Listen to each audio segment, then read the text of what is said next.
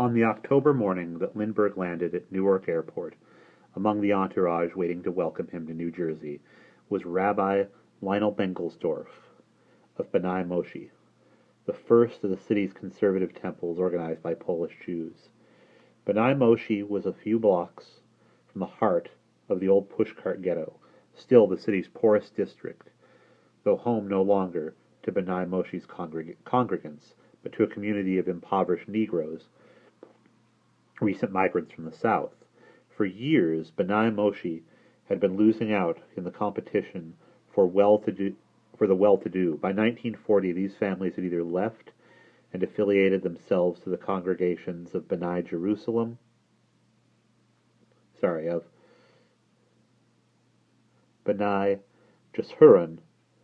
or Oheb Shalom, each planted impressively amid the old mansions on High Street, or joined the other long-established conservative temple, Bnei Abraham, located several miles west of where it had been originally housed in a former Baptist church, and adjacent now to the homes of the Jewish doctors and lawyers living on Clinton Hill. The new Bnei Abraham was the most splendid of the city's temples, a circular building, austerely designed in what was called the Greek style, and vast enough to hold 1,000 worshippers on the high holidays. Joachim Prinz, an emigre expelled from Berlin by Hitler's Gestapo, had replaced the retiring Julius Silberfeld as the temple's rabbi the year before, and was already emerging as a forceful man with a broad social outlook who offered his prosperous congregants a perspective on Jewish history marked strongly by his own recent experience at the bloody scene of the Nazi crime. Rabbi Bengelsdorf's sermons were broadcast weekly over station WNJR, to the hoi polloi he called his radio congregation, and he was the author of several books of inspirational poetry, routinely given as gifts to bar mitzvah boys and newlyweds. He'd been born in South Carolina in 1879, the son of an immigrant dry goods merchant, and whenever he addressed a Jewish audience, whether from the pulpit or over the air, his courtly southern accent, along with his sonorous cadences and the cadences of his own multisyllabic name, left an impression of dignified profundity.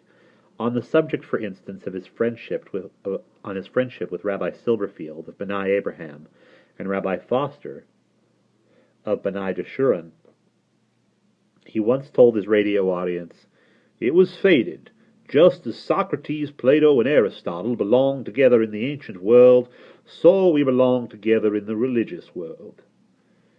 And the homily on selfishness that he professed to explain to radio listeners why a rabbi of his standing was content to stay at the head of a waning congregation, he introduced by saying, "Perhaps you will be interested in my answer to questions that have been asked of me by literally thousands of people. Why do you renounce the commercial benefits of a peripatetic ministry? Why do you choose to remain in Newark at Temple Bnei Moshe as your only pulpit, when you have 6 opportunities every day to leave it for other congregations?"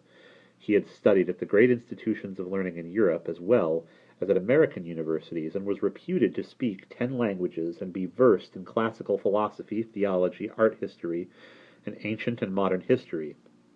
To never compromise on questions of principle, to never refer to notes at the lectern or on a lecture platform, to never be without a set of index cards pertaining to the topics most engaging him at the moment, to which he added new reflections and impressions every day.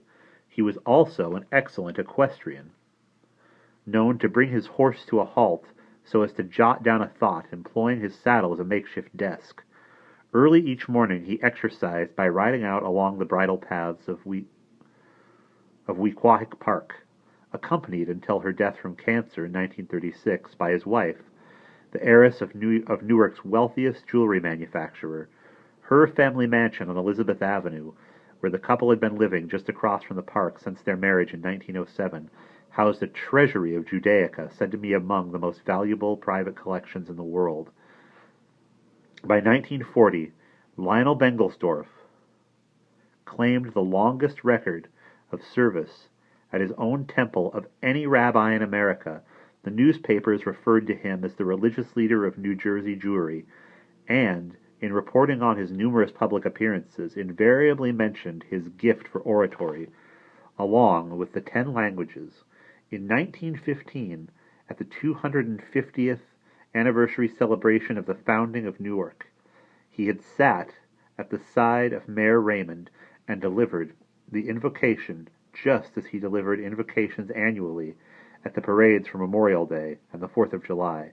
Rabbi Exalt's Declaration of Independence was a headline that appeared annually in the Star Ledger every July 5th. In his sermons and talks calling the development of American ideals the first priority of Jews and the Americanization of Americans the best means to preserve our democracy against Bolshevism, radicalism, and anarchism, he frequently quoted from Theodore Roosevelt's final message to the nation, in which the late president said, "There can be no divided allegiance here. Any man who says he is an American but something else also isn't an American at all. We have room for but one flag, the American flag." Rabbi Bengelsdorf had spoken on the Americanization of Americans in every Newark church and public school, before most every fraternal, civic, historical, and cultural group in the state.